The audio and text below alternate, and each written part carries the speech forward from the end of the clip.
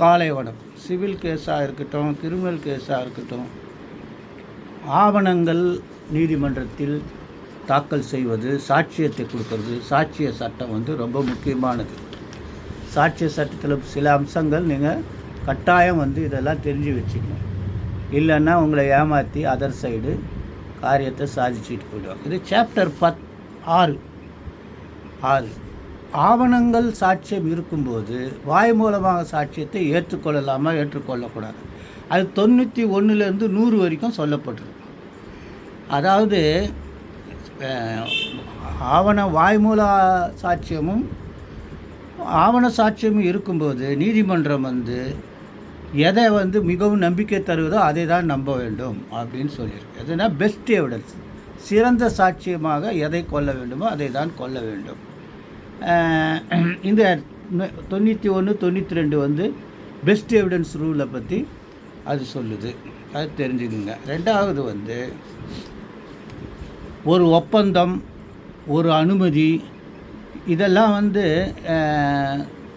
ஆவணமாக பதியப்பட்டிருந்தால் வாய்மூல சாட்சியம் ஏற்றுக்கொள்ளக்கூடாது அப்படின்னு சொல்லப்பட்டிருக்கு.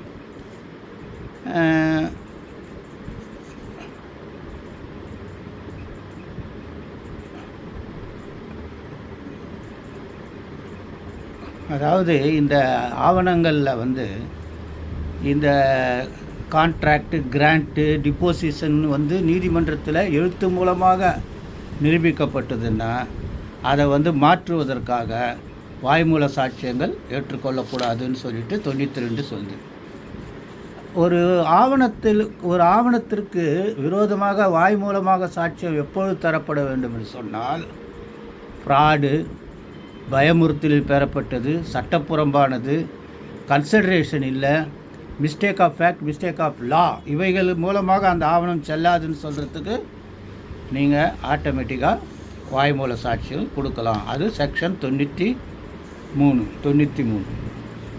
அப்புறம் பார்த்திங்கன்னா ஒரு சாட்சியத்தில் வந்து ஒரு ஆவணத்தில் குறைபாடுகள் இருக்குது, சரியாக விளங்கலைன்னா அவைகளை சரி பண்ணுவதற்காக, புரிந்து கொள்வதற்காக வாய்மூல சாட்சியங்கள் தரலாம். ஆனால் அதே நேரத்தில் அதை தெளிவுபடுத்துகிற முயற்சியில் அந்த ஆவணத்தை மாற்றும் முயற்சியாக இருந்தால் அது செல்லாது.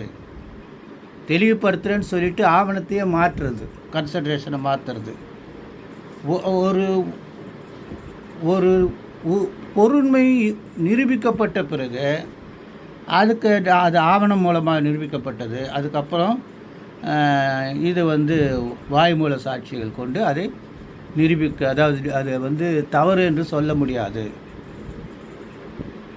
அது 95 சொல்லுது. 96 ஒரு நபருக்கா பல நபருக்கா என்ற ஒரு விவரம் சரியாக புலப்படவில்லை என்றால், அதை ஒரு பொருளா பல பொருளான்னு புரியப்படும் என்றால் அதை வந்து வாய்மூலம் சாட்சியமாக தெளிவுபடுத்தலாம்.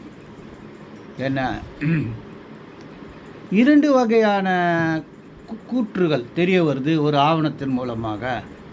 அதை வந்து சரியாக வந்து நீதிமன்றம் உணர முடியலன்னா அதை வந்து உடனடியாக வாய்மூலமாக சாட்சியமாக அந்த ஆவணம் எதை பற்றி சொல்லப்படுகிறது என்பதை நிரூபிக்கலாம்.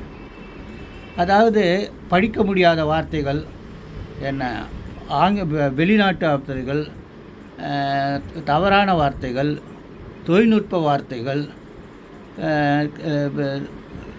என்ன சொல்கிறது, இந்த பகுதி மக்களுடைய வழக்கமாக பயன்படுத்தும் வார்த்தைகள், இதையெல்லாம் தெளிவுபடுத்துறதுக்கு நீதிமன்றம் வந்து ஆவணங்களை வாய் மூலமாக நிரூபிக்கலாம்.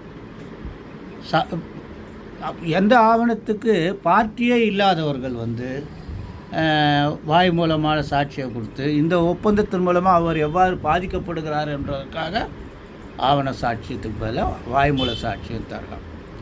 இறுதியாக பிரிவு 100 என்ன சொல்லுதுன்னா, இதில் தெரிவிக்கப்பட்டுள்ள 91லேருந்து 100 வரைக்கும் இருக்கிற சரத்துகள் அனைத்தும் இந்திய வாரிசு சட்டம், இந்தியன் சக்சஷன் ஆக்டுக்கு செல்லாது அப்படின்னு சொல்லியிருக்காங்க. இதெல்லாம் நீங்கள் தெரிஞ்சு வச்சுக்கிட்டேன்னா ஒரு டாக்குமெண்ட்டை கொண்டு வந்து முயற்சி பண்ணி ஆவணமாக குறியீடு செய்யும்போது நீங்கள் அதை தாராளமாக எதிர்க்கலாம், மறுக்கலாம். இல்லைன்னா நீங்கள் வந்து உங்களை வாய் மூலமாக சாட்சி ஏற்றுக்கொள்ள முடியாதுன்னு சொன்னால் இதை நீங்கள் படித்து காட்டலாம். நிறைய உதாரணங்கள் கொடுக்கப்பட்டிருக்கு. அதை படிச்சிங்கன்னா புரிஞ்சுக்குவீங்க.